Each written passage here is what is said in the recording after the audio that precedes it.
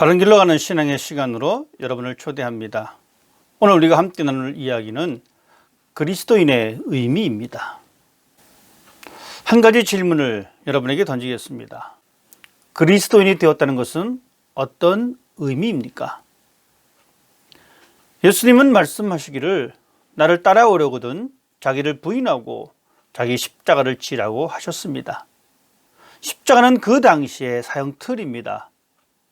하지만 지금은 우리가 장식품 정도로 생각하기도 합니다. 2000년 전 예수님은 사형 틀을 염두에 두셨는데 지금은 옵션으로 생각하는 사람들이 많다는 것입니다. 그럼 예수님의 입장에서 말씀하신 진정한 그리스도인은 어떤 모습일까? 우리는 고민을 해봐야 합니다. 세상에는 가짜가 있고 진짜가 존재합니다. 그리스도인도 예외는 아닙니다. 가짜 그리스도인이 있고 진짜 그리스도인이 있다면 우리는 조심스럽게 우리 자신을 살펴보는 사람이 되어야 합니다. 어릴 적부터 교회를 다녔다고 그리스도인이 되는 것은 아닙니다. 그냥 교회를 다닌다라고 그리스도인이 되는 것은 아닙니다. 이런 사람들은 그냥 교회의 문화에 익숙한 사람들입니다. 또 어떤 사람들은 나는 영접 기도를 했기 때문에 그리스도인이다라고 말하기도 합니다. 그 당시에 영접 기도문을 읽고 다시 하나님과 상관없이 살아가는 사람들이 참 많이 있습니다. 또 말합니다. 어떤 사람들은 나는 세례를 받았기 때문에 그리스도인이다라고 말을 하기도 합니다. 그런데 우리가 알다시피 유럽의 여러 나라들은 태어나면서 세례를 받지만 그리스도인으로 살아가지 않습니다. 그렇다면 과연 그리스도인이 된다는 것은 어떤 의미일까요? 우리는 먼저 기본적인 사실을 알아야 합니다. 또한 우리는 그 하나님의 말씀을 듣고 믿음으로 받아들이고 예수님 앞에 반응해야 합니다. 그것은 먼저 하나님이 세상과 인간과 나를 창조하신 창조주시며 인간의 역사와 문화에 주인이라는 사실에 반응하는 것입니다. 성경에 기록된 표현을 빌리자면 하나님은 왕이시다라는 이야기입니다. 이 사실은 성경 전체에 흐르고 있는 사상입니다. 마치 척추와 같은 것들입니다. 우리는 이 세상과 자신을 보면서 하나님이 주인이시며 왕이심을 믿는 것, 이런 전제가 기초가 되어 있어야 합니다. 두 번째는 인간이 하나님이 주인 되심을 거부하고 자신이 스스로 주인 행세를 하고 있다는 사실입니다. 그것은 바로 우리 모두는 죄인이라는 이야기입니다. 로마서 3장은 말씀해 주기를 모든 사람이 죄를 범하였음에 하나님의 영광에 이르지 못한다라고 말해주고 있습니다. 성경에서 말하고 있는 죄는 어떤 행위가 아닌 나 자신이 중심이 된 상태가 죄입니다. 원래 하나님의 것인데 내 것이라고 주장하는 그 자체가 죄입니다. 세 번째는 창조주에 대한 반역의 대가는 죽음이라는 사실입니다. 그러나 하나님은 우리를 사랑하셔서 우리가 지불해야 할 대가를 예수님이 대신하여 십자가를 지게 하셨다는 이야기입니다. 예수님은 우리를 대신하여 우리가 죽어야 할 그 자리에서 예수님이 죽으셨습니다. 그리스도인들은 이 사실을 언제나 가슴속에 가지고 살아야 합니다. 우리에게 신앙의 감격이 없다는 것은 이 사실을 간과하기 때문입니다. 자기가 죽어야 할 자리에 예수님이 죽으셨다는 사실을 성찰하지 않기 때문입니다. 마지막으로는 예수를 영접하면 그리스도인이 된다는 것입니다. 영접하는 것은 단순히 받아들이겠다, 감사하다라는 표현이 아닙니다. 영접이라는 것은 나의 목숨을 살려주셨으니 이제부터는 당신을 따라다니면서 내 생명을 살려주신 그 은혜에 보답하며 살겠다라는 의미입니다. 다시 말씀드리지만 그리스도인이 된다는 것은 하나님이 주인이라는 사실과 그 사실을 거부한 죄의 문제를 예수님이 대신 해결하셨음을 인격적으로 받아들이고 본래의 하나님의 뜻을 따라 하나님의 다스림 아래 살아가겠다고 결단하고 살아가는 것을 말합니다. 그래서 진정으로 예수를 영접한 사람들은 오직 하나님이 나의 왕이심을, 예수님이 나의 주인이심을 인정하고 살아가는 사람들입니다. 과연 여러분들은 그리스도인이십니까? 그리스도를 영접한 사람들의 모습을 바울을 통하여 살펴보면 우리는 살아도 주님을 위하여 살고 죽어도 주님을 위하여 죽습니다. 그러므로 우리는 살든지 죽든지 주님의 것입니다. 이렇게 고백하고 있습니다. 이제 예수를 영접한 그리스도인의 삶의 목적이 분명해졌습니다. 예수를 위해 살면서 우리는 예수의 것이라는 단호한 고백입니다. 주님의 것이라고 하는 말은 이제 우리에게 선택권이 없다는 것입니다. 이제는 내 뜻대로 사는 것이 아니라 그분의 뜻대로 살아가는 것입니다. 그것이 최상의 것이든 최악의 것이든 따르는 것입니다. 왜냐하면 우리는 주님의 것이기 때문입니다. 단순한 입술의 고백이 아닙니다. 예수님이 나의 주인이라는 사실을 입증하는 시간들은 매 순간 우리 인생 가운데 있습니다. 인생에서 중요한 결정을 내릴 때 예수님을 진정으로 주인으로 모시고 있는지 판가름 납니다. 우리가 살아가는 이 사회를 자본주의 사회라 이야기합니다. 자본주의 사회에서 어떤 가치관을 가지고 재물을 모으고 그 재물을 사용하고 있는지 정직한 마음으로 우리 자신을 살펴보면 예수님을 주인으로 살고 있는지 확인할 수가 있습니다. 삶의 모든 영역에서 어떤 중요한 순간에 이르기까지 내가 주인이 아니라 예수님을 주인으로 고백하면서 살아가는 것. 그럼에도 불구하고 우리는 여전히 그리스도인으로서 불안한 마음을 가지고 있습니다. 내가 진정한 그리스도인인가 하는 염려들입니다.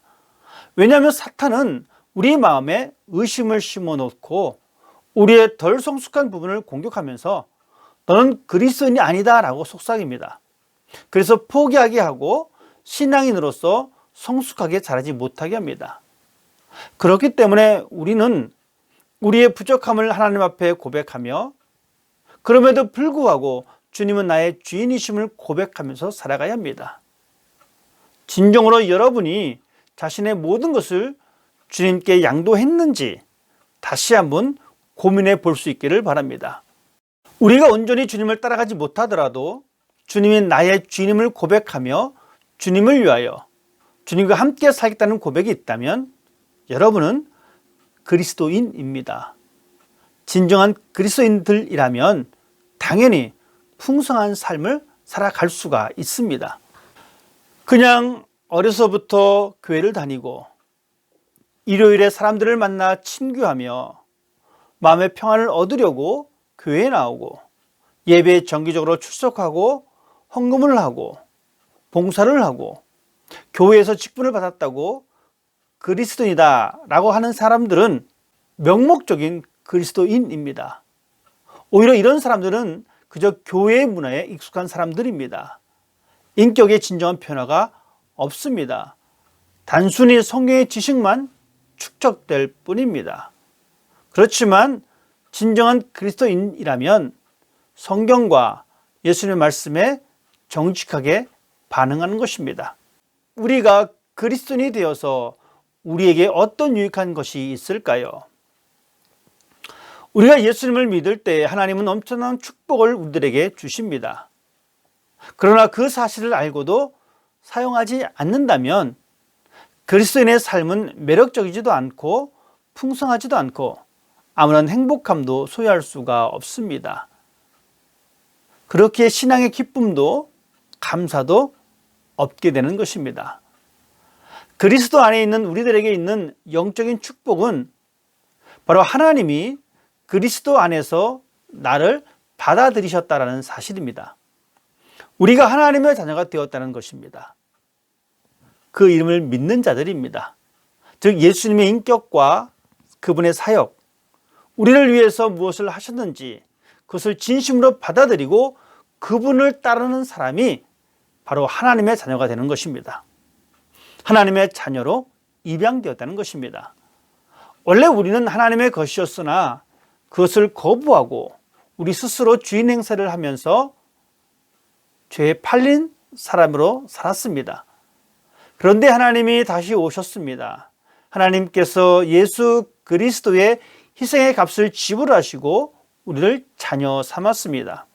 우리는 이제 우리 자신의 것이 아니라 하나님의 소유입니다. 이제 우리의 가격표에는 예수 그리스도라는 표가 붙어 있다는 것입니다. 이 축복은 우리가 그리스도 안에 있고 하나님 나라에 속해 있으며 하나님의 선하신 다스림 안에 들어갔음을 말해주고 있는 것입니다. 두 번째 복은 나는 그리스도 안에서 특별한 존재라는 것입니다. 별 볼 일 없는 존재가 예수님과 특별한 관계를 맺었기에 우리가 특별한 존재가 되었습니다. 하나님은 우리 각자에게 특별한 의미를 부여하셨고 그래서 우리 모두는 다 특별한 존재입니다. 우리는 지혜도 지식도 용기도 없었지만 예수 그리스도를 통하여 지혜와 용기도 얻었습니다. 그래서 바울은 말하기를 우리는 하나님의 작품입니다. 선한 일을 하게 하시려고 하나님께서 그리스도 안에서 우리를 만드셨습니다. 하나님께서 이렇게 미리 준비하신 것은 우리가 선한 일을 하며 살아가게 하시는 것입니다. 라고 말했습니다. 우리는 하나님의 작품입니다. 우리가 스스로를 하나님의 작품으로 바라보고 또한 우리들의 이웃들을 하나님의 특별한 작품으로 본다면 우리의 인생은 지금보다 훨씬 아름답게 바뀔 것입니다. 어떤 사람들은 자신의 실패한 인생을 바라보면서 작품이 아닌 불량품이라 생각하기도 합니다. 그러나 우리의 인생에 실패와 상처를 가지고 있어도 하나님의 작품입니다. 하나님은 그 상처와 실패를 사용하셔서 다른 멋진 작품을 만들어 주십니다. 자신이 가진 상처 때문에 더욱 특별한 존재가 됩니다. 지우고 싶은 과거를 통하여 하나님은 특별한 존재로 살아가게 하십니다. 하나님이 만지시고 고치시고 회복시켜 주십니다. 분명한 것은 우리 모두는 그리스도 안에서 특별한 존재라는 사실입니다. 세 번째 복은 그리스도 안에서 가족 공동체에 속했다는 것입니다. 우리 자신이 그리스도 안에 속해 있음을 발견하고 난 다음에는 그리스도 안에 자신만 있는 것이 아니라 다른 사람들이 존재한다는 것입니다. 다른 사람들도 하나님을 아버지라고 고백합니다. 우리 모두가 한 자녀임을 발견하게 됩니다. 고아가 아닌 형제자매가 있다는 것은 서로 보살피고 사랑하는 특권을 누리는 존재가 되었다는 것입니다. 바울은 그리스도 안에 있는 우리를 이렇게 표현하고 있습니다. 그러므로 이제부터 여러분은 외국 사람이나 나그네가 아니요 성도들과 함께 시민이며 하나님의 가족입니다 라고 말하고 있습니다. 이 공동체는 가족 공동체요, 교회 공동체요, 예배 공동체입니다. 우리는 그리스도 안에서 새로운 가족 공동체이기에 서로 사랑하며 보살피며 하나의 사명을 가지고 달려가고 서로 위로하며 기도하는 공동체입니다. 이것은 우리가 예수님을 주인으로 받아들이고 그리스도께 속할 때에 우리에게 일어난 일입니다.